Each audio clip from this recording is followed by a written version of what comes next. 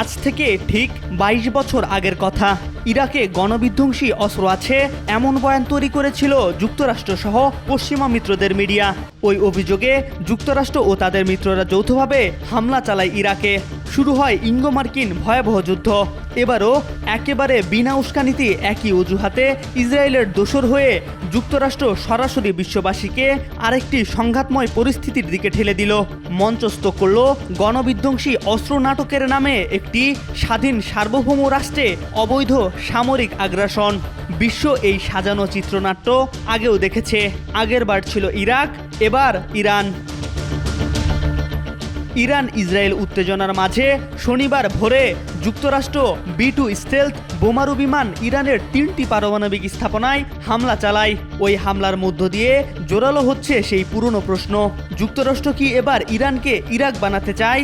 গণবিধ্বংসী অস্ত্র থাকার যে অভিযোগ তুলে জনমত গড়ে তুলেছিল যুক্তরাষ্ট্র এবং পশ্চিমা মিত্ররা, পরে দেখা যায় সে অভিযোগ সম্পূর্ণ মিথ্যা। কিন্তু একটি অবসম্ভাবী যুদ্ধের দিকে ঠেলে দিয়ে ইরাকের অর্থনীতির যে 12টা বাজিয়েছিল যুক্তরাষ্ট্র, সেই ক্ষত ইরাক কখনই কাটিয়ে উঠতে পারেনি। যদি গণবিধ্বংসী অস্ত্র থাকা না থাকা প্রধান প্রশ্ন হিসেবে সামনে আসে, তাহলে সেটি কেবল ইরান ইরাকের জন্য কেন প্রযোজ্য হবে, কেন ইসরায়েলের জন্য নয়? ইরান পারমাণবিক অস্ত্র বিস্তার রোধ চুক্তির একটি সদস্য রাষ্ট্র। তারা আন্তর্জাতিক পরিদর্শনের জন্য আন্তর্জাতিক পরমাণু শক্তি সংস্থাকে অনুমতি দিয়েছে। ফলে ইরানের পারমাণবিক কর্মসূচি সবসময়ই নজরদারির মধ্যে ছিল। অন্যদিকে ইসরায়েল NPT-তে স্বাক্ষরই করেনি। ইসরায়েল কখনই আন্তর্জাতিক পরমাণু শক্তি সংস্থাকে তাদের পারমাণবিক স্থাপনাগুলো পরিদর্শনের অনুমতি দেয়নি। ধারণা করা হয় ইসরায়েলের কাছে প্রায় 90টি পারমাণবিক ওভারহেড রয়েছে। দীর্ঘদিন ধরে বেসামরিক নাগরিকদের লক্ষ্যবস্তুতে পরিণত করা ইসরায়েল ইরানের পারমাণবিক স্থাপনায় হামলা চালিয়ে উত্তেজনার সূচনা করল এবং যুক্তরাষ্ট্র সরাসরি অংশগ্রহণ করল।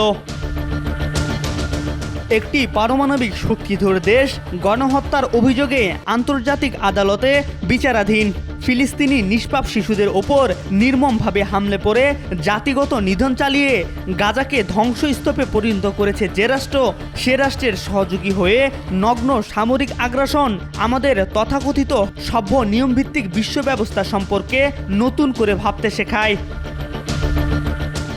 ইসরায়েলের কাছে পারমাণবিক অস্ত্র ভাণ্ডার আছে, সেটা আতঙ্কের বিষয় নয়।